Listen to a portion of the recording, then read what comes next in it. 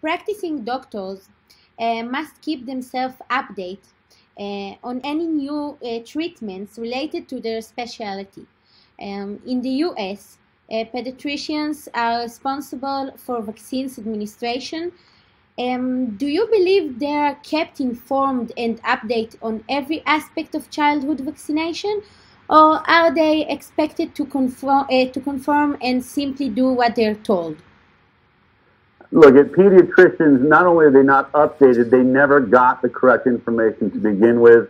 And I've interviewed countless pediatricians that say exactly that. What they will tell you is all I was ever taught in school about vaccines was where to inject the needle and how to avoid, that, and that there would be some pain and swelling. That to tell my patients that that's the only problem there is. There's no such thing as vaccine injury, and you need this to be healthy. And what they're taught is if the person starts questioning, don't even get into a dialogue about how vaccines are made or their safety. You just say your choice right now is do you want the left or the right arm. They divert the attention to being a discussion of where to inject it. All they're trained is how to manipulate their patients into getting the vaccine. If you, and anyone can test this, you don't have to take my word for it. The next time you go to your pediatrician, just ask a simple question like, could you please list for me the ingredients that are in this vaccine you're about to give my child? And I assure you, unless they are someone I've never met, they will say, oh, I don't know exactly. I could get the ingredients list out and read it to you, but don't worry, everything's safe. Say, I didn't ask you if it was safe. I just asked you to list the ingredients in it so that I understand what's inside this vaccine. And they can't do it. And I want you to think about this, because if I go to my mechanic who did not go to 8 years of school, that ended up, we consider a mechanic maybe a lower thinking being sometimes, which is unfortunate, but someone that fixes a car, I can ask them anything about any part of the engine. They could tell me the gap on the thread of a screw in a certain part of the engine. They can tell me every single thing that's in there. If I go to a restaurant and I ask a waiter and say, I have an allergy, I'd like to know everything that's in this dish, a good restaurant, the waiter will be able to tell you every single ingredient in that dish. And forget about it. If you bring the chef out, of course, the chef knows what's in every single item in that dish. Could be 20 different ingredients, seasonings, all of that. But you ask your pediatrician, who really only has two jobs. One to vaccinate your child and the other one to weigh them and measure their head. That's it. That's all they do. And you could be at a pediatrician that has done this for 40 or 50 years, and when you ask them what are the ingredients in this product and they don't know, I think you should be terrified at that moment. How is it you have one job really, which is to vaccinate my child, and you don't even know what's in it? That's a problem. Let alone ask them the question, how does the immune system work? Exactly where does the vaccine go once it's injected? Could you ask them a question like, could you tell me how the macrophage work in this process? Or my white blood cells? Where is it carried to? Is this vaccine going to affect my T1 or my T2 cells? Are we going to have it, is it just for antibodies, or is it actually affecting my innate immune system?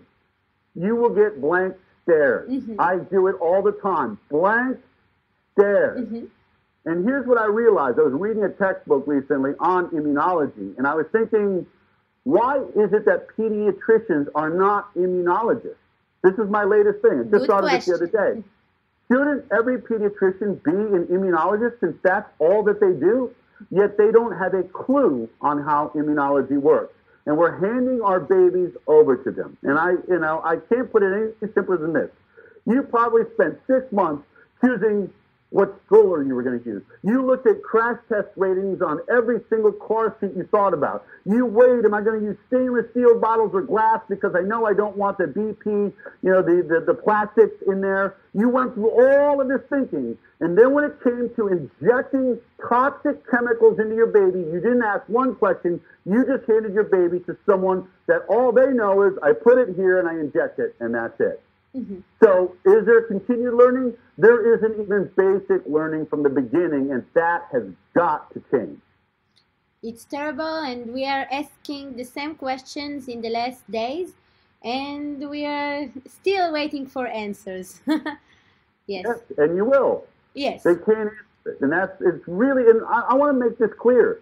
I worked on the Doctor's Television show. I love doctors. I really want to make this clear. I believe that pediatricians got into that job because they love kids, that they're trying to make our kids healthier. I'm not saying they're doing something on purpose. What I'm saying is they have been purposely lied to. They have been kept in the dark so that they won't ask the appropriate questions, so that they will bully their patients. In America, they're being told, kick your patient out of your clinic if they do not get vaccinated. And so they're being turned into bullies. And when people like me or people that listen to my talk show every week, The High Wire, which you can catch on Facebook and YouTube, when they take the questions I'm asking and go to their pediatrician, these poor pediatricians end up just screaming at them. And you scream whenever you find yourself cornered with no other facts. They have no way to talk themselves out of it. They can't present the science. All they will say is there's thousands of studies that say it's safe, and then you say, please show me those studies. They don't even know where they would find them. They've never read them. They keep pointing to an imaginary stack of papers somewhere that they don't even know if it actually exists. They just keep repeating it because they were told it exists. This is more like a religion than it is like a science. There's no other way to explain it. It's as though they were told by priests and the priests before them that this religion works, that these vaccines are safe and effective, and don't ever let anyone tell you otherwise. So I feel bad for pediatricians because they've been given no way to defend themselves in what is now one of the fastest growing discussions in science in the world.